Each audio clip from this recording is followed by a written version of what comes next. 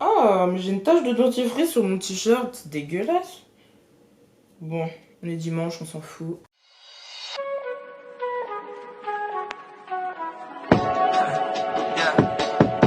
No, I just had a little bit too much of Hennessy. Just gonna tell you how I feel. Look. Salut à toi. Alors aujourd'hui on va voir 8 conseils pour améliorer son anglais rapidement. Mais avant ça, je t'invite à t'abonner sur mes autres réseaux sociaux, voilà. Comme d'hab, vas-y, fais un tour, voilà. Hein. Bon, passons aux choses sérieuses. Alors, conseil numéro 1, brise ta peur de parler anglais. Parce que quand t'arrives dans un pays anglophone, la première chose que tu vas dire c'est « Ok, je dois améliorer mon anglais ». Mais en fait, il y a un truc qui est encore plus dur que ça, c'est la peur de parler anglais. Quand je suis arrivée en UK, je pensais que mon anglais était nul, mais genre grave nul, alors qu'en fait, non, j'avais vachement du potentiel, hein, et j'étais même pas au courant. Et du coup, je pense que dans mon apprentissage de l'anglais, il y a eu 2 étapes.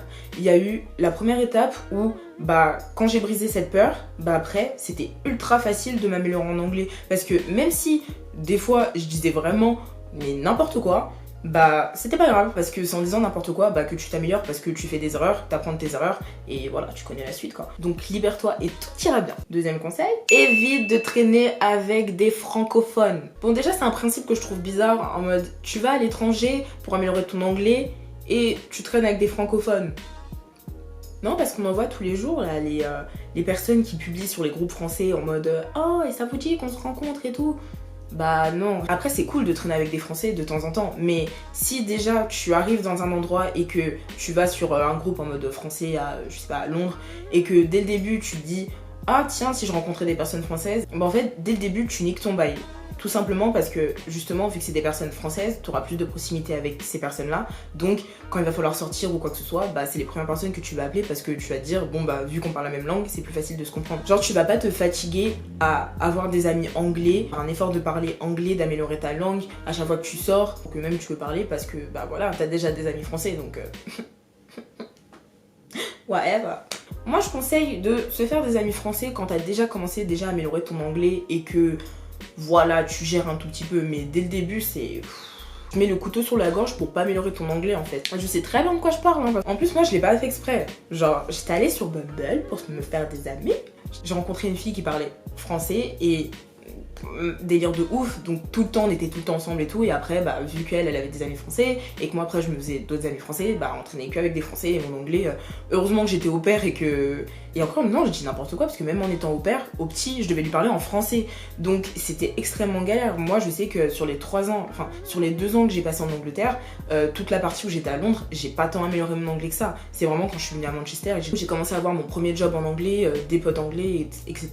Troisième conseil, essaye de parler un maximum. Même si tes potes t'appellent pipelette, c'est pas grave. Franchement, un petit tips tout con, quand tu parles par message avec quelqu'un, essaye le maximum de fois de faire des vocaux. Parce que justement, ça va t'habituer à parler, donc déjà pour l'accent, ça va être génial. Bon après, les gens aiment pas tout le temps les vocaux et tout. Bon, faut pas faire des vocaux d'1 heure, 2 heures, 3 heures, mais dans ce cas-là, si t'as beaucoup de trucs à raconter, rencontre la personne. Bon, après, là, on est en période de Covid.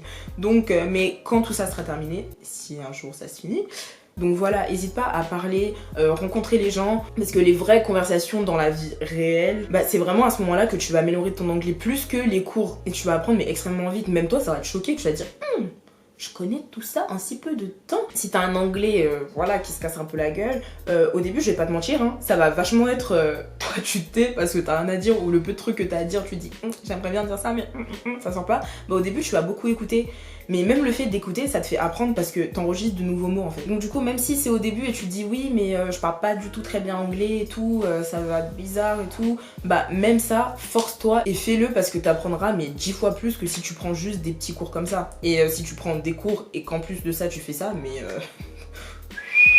genre ça va être génial. 4e conseil, la lecture, oui. Alors je sais qu'il y en a beaucoup qui aiment pas lire, mais la lecture, crois-moi, génial. Que la lecture au niveau du vocabulaire, tu vas apprendre tellement. Parce qu'en général, quand tu lis un roman, il y a beaucoup de mots qui ressortent tout le temps. Donc à force de les lire sur 300 pages, c'est sûr que ça rentre dans ta tête. Et aussi pour la structure des phrases, ça va beaucoup t'aider. Parce qu'il y a beaucoup de mots qu'on connaît, mais que justement on n'arrive pas à ressortir. Dans le sens où si quelqu'un te dit la phrase, tu vas comprendre et tu sauras ce que c'est comme mot ou comme type de phrase. Mais par contre, toi, quand tu vas avoir une conversation, que tu vas vouloir expliquer quelque chose, bah tu vas pas te rappeler de la sortir alors que bah, c'est des mots que tu connais en fait. Parce que là, si t'es à l'étranger en train d'essayer d'améliorer ton anglais, tu vois très bien de quoi je veux parler. Donc du coup, le fait de lire, déjà de une, ça va t'apporter du vocabulaire. De deux, tu vas pouvoir voir des constructions de phrases et du coup, tu vas avoir l'habitude de les voir. Comme ça, après, tu pourras les utiliser. Cinquième conseil, je sais pas pourquoi je l'ai mis en cinquième alors que pour moi ça aurait pu être au début, bref. Prendre des cours, tout simplement. Après, pour moi, c'est un petit conseil parce que, par exemple, quand je suis arrivée, au début, je voulais prendre des cours.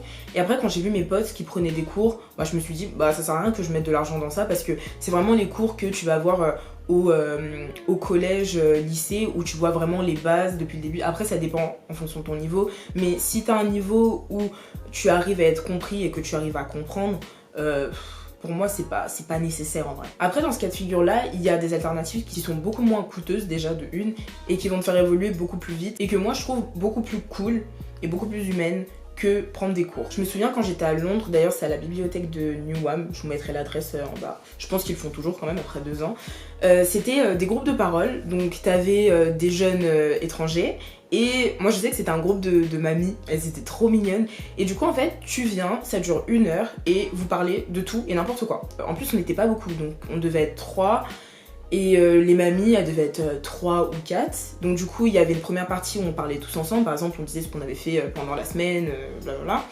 Et après, tu parlais avec une des mamies, tu lui racontais des trucs. Et du coup, c'était une conversation tout à fait normale. Et pendant que tu lui parlais, elle a noté tes erreurs qui étaient importantes, que ce soit au niveau de la grammaire, de la prononciation. Et les trucs qui étaient les plus importants, tu devais les apprendre pour la prochaine fois que tu viendrais. Moi je trouve ça plus cool parce que bah tu t'entraînes de manière ultra réelle parce que c'est comme ça, c'est en dialoguant que tu parles en anglais. Et de deux, c'est pas des cours que tu dois noter comme ça tout le temps. Mais après c'est un type de cours entre guillemets où tu dois être vachement autonome. Donc quand t'arrives chez toi, il faut que tu te trouves le temps de pouvoir améliorer ton anglais personnellement, de dire bah ok tu dois avoir cette notion de grammaire là, bah je vais aller chercher cette notion de grammaire là sur Google et tout. Et si la prochaine fois tu l'as pas trouvé, bah tu lui demandes et elle te fait entre guillemets un mini cours. Et en plus de ça c'est gratuit, c'est du bénévolat, c'est juste génial. Moi j'avais adoré, j'avais kiffé. Et en général vous êtes pas beaucoup parce que vu que c'est du bénévolat, bah des fois il y en a beaucoup qui se désistent. Par exemple il y avait une séance où on devait être 15, bah au final on était que 5 parce que entre temps ça dépend de la motivation des gens. T'es pas forcé d'y aller, c'est tu y vas quand t'as envie. Si t'as pas envie d'y aller, tu n'y vas pas. Si tu es fatigué, si t'as pas envie d'améliorer ton anglais aujourd'hui, tu n'y vas pas. Ou si tu considères que maintenant t'as un bon niveau d'anglais et que t'as plus besoin de ça, bah tu n'y vas plus. Donc voilà, si t'avais besoin d'une alternative pour les cours. 6e conseil, trouve-toi un job. You need to get a job, man. Non, vraiment. Bon, déjà que ce soit pour l'argent, voilà, money, on est tous à la recherche de l'argent, donc. Et de deux, le fait d'avoir un job, ça t'impose que tous les jours, bon après tu vas pas taffer tous les jours, mais qu'au moins 5 fois par semaine, tu seras obligé de parler anglais tout simplement. Parce qu'il y a des jours aussi où tu seras en mode down et tu te diras bon, aujourd'hui j'ai pas forcément envie de sortir, j'ai pas forcément envie de parler aux gens, mais le fait que t'as un job, t'es obligé, dans tous les cas t'es obligé. Et surtout, moi je te conseille des jobs où tu dois parler aux gens, que ce soit serveur, serveuse, customer services, ou alors au téléphone, que ce soit même dans les fast-food, même si c'est chiant au début, parce que tu dis bon, c'est un fast-food et tout, mais le fait d'avoir le contact avec le client, de devoir lui parler, de devoir répondre à sa commande, donc tu vas devoir comprendre ce qu'il dit, lui poser des questions sur ce qu'il veut et tout, et aussi le fait tout simplement d'avoir des collègues, de devoir sociabiliser avec tes collègues, parce que tu vas pas rester dans ton coin en mode I'm the French guy. Normalement, oui, tu vas devoir parler aux gens, sinon tes journées elles vont être bien longues. Hein. Donc c'est pour ça, avoir un job, c'est un parfait exercice pour améliorer ton anglais. Et en plus de ça, tu te fais des sous. Tout bénef. Que demande le peuple? 7e conseil, fais-toi des potes anglais. Bon, on en a déjà parlé avant, un peu, mais je le dis et je le redis, c'est très important de se faire des potes anglophones. Pourquoi? Parce que t'auras le seum. Je pèse même pas mes mots parce qu'au début t'auras le seum parce que tu pourras pas parler anglais bien et du coup ça va te frustrer du fait de pas forcément être compris à 100% et du fait aussi que la personne elle te comprenne pas à 100%. Donc du coup si t'as des potes et que tu te dis merde cette personne elle est sympa, j'aimerais trop faire des soirées avec cette personne, ça va te pousser à travailler sur ton anglais pour pouvoir l'améliorer, pour pouvoir comprendre et être compris par tes potes en fait. Donc voilà, fais-toi des potes anglais pour avoir le seum. Mais quand je te dis tu vas avoir le seum, tu vas vraiment avoir le seum parce que moi je me souviens quand ils avaient des débats et tout et que je sais que j'aurais tellement pu dire des trucs mais où ils auraient fait oh damn. Et toi, t'es juste là en mode quand on dit Emma, what do you think? Yes. C'est horrible, c'est rageant de ouf, mais c'est cette rage qui te motive. Donc, c'est de la bonne rage. 8e conseil. Bon, qui est un peu en lien avec l'ancien conseil. Hein. Never give up, ok? N'abandonne jamais, ça va être dur. Franchement, il y en a beaucoup qui arrivent avec ce petit truc-là. Je sais pas qui nous a dit ça. Quand on arrive dans un pays anglophone, il y en a beaucoup qui viennent comme ça, qui se disent je vais rester tant de temps ici, je vais ressortir, je vais être bilingue. Pas du tout.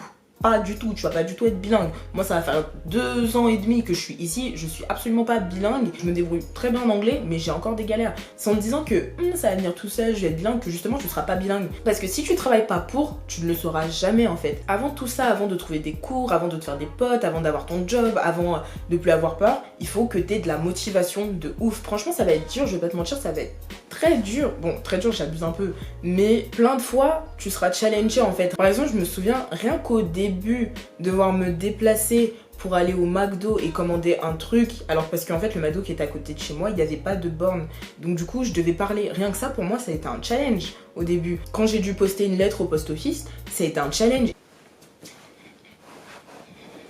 Et c'est plein de petits challenges comme ça qui vont te faire avancer. Bon là je te dis des petits trucs, mais après t'as des plus gros trucs, tu vois. Genre par exemple quand t'as ton premier entretien pour ton job en anglais.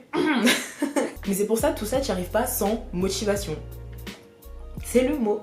Voilà, c'est fini pour aujourd'hui. Franchement, j'espère que je t'aurais donné des bons conseils, que ça va te motiver à améliorer ton anglais, que tu vas pas give up.